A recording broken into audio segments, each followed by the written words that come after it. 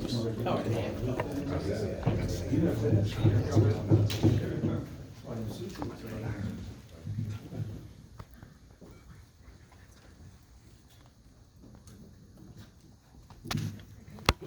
Mike, do you have an update on De'Aaron, if he's gonna play tonight or not? He's out. Okay, outside of that, how are you gonna deal with that since he isn't gonna play? Do you have any idea what you're gonna do there? I'm sure you do, but how do you replace someone who's averaging 30-something points a game? I mean, it's not easy, obviously, he means a lot to our team, but, it's the next man up, and he was out earlier in the season, and, I think we're close to winning. We had a chance to win in a tough environment in Golden State, and then we started figuring it out a little bit as we went along, and won the last 2 games before he got back against a pretty good team in Oklahoma City and a young, energetic team in the Portland Trailblazers at the time. So we did it collectively then, and we did it defensively. I think those were our 2 games with maybe our opponent's two lowest point total of the year. So we're gonna have to defend and get out of transition and hit the glass for second chance points or opportunities and knock down shots if you're open. Kind of 2 for you there real quick. When you didn't have Fox earlier in the season, just really a little over a month ago, I mean, do you guys feel like you're better prepared to handle a game without him as opposed to maybe what it looked like a little earlier? I don't know if we even look at it that way. We just say next man up, go play, and like I said, I thought we played fairly well, except for the Houston series, and they had our number. We played better in the second game, a little better in the second game, I think, than the first game. But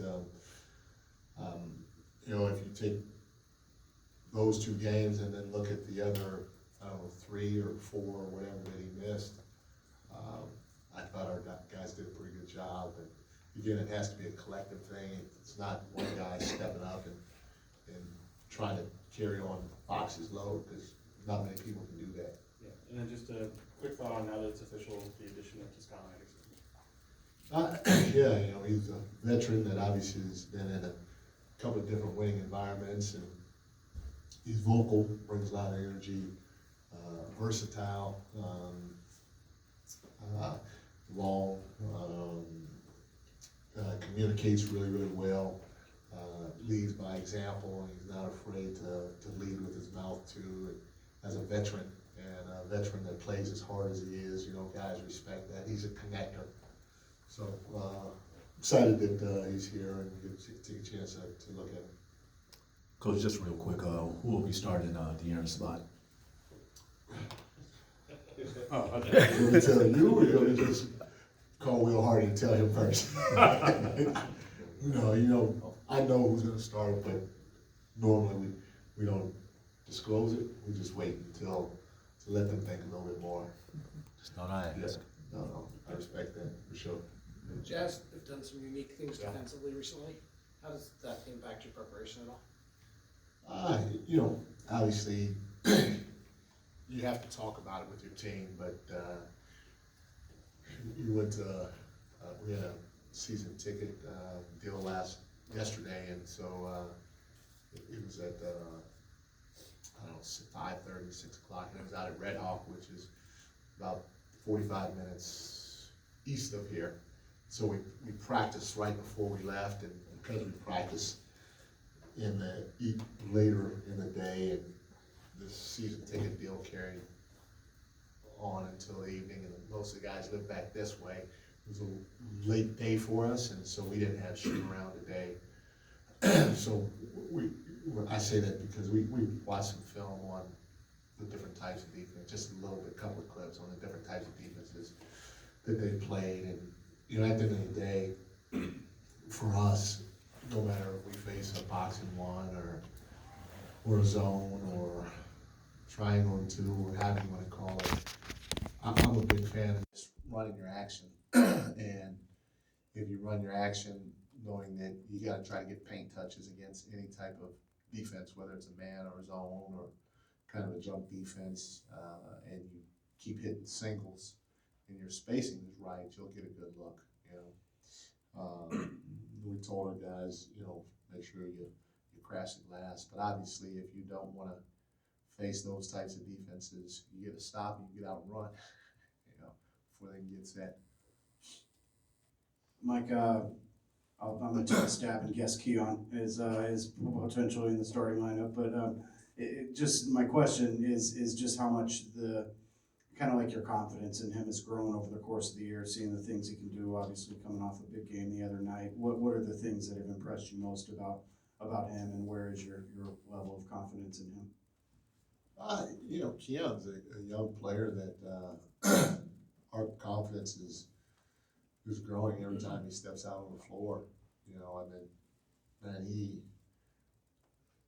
he had a defensive play where he came across from the weak side and trapped the box against SGA and got the block, and I didn't even see that coming. You know, and you know he's long, he's a decent athlete, great anticipation and all that type of stuff, but for him to go up and challenge that block and get it against that caliber player was extremely impressive.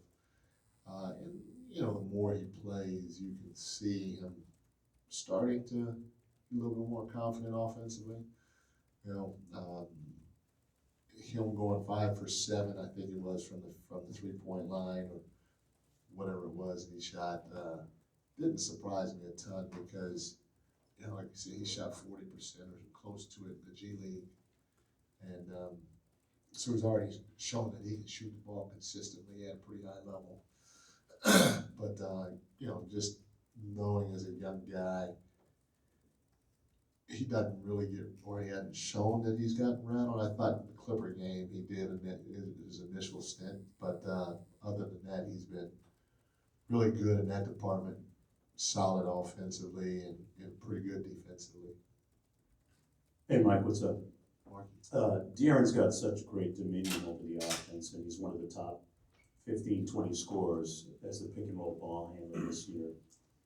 Does the style of change vary? Does the style of play tonight vary that much without him? And do you anticipate making fewer or more play calls either way? How does that work? You know, I hate making play calls.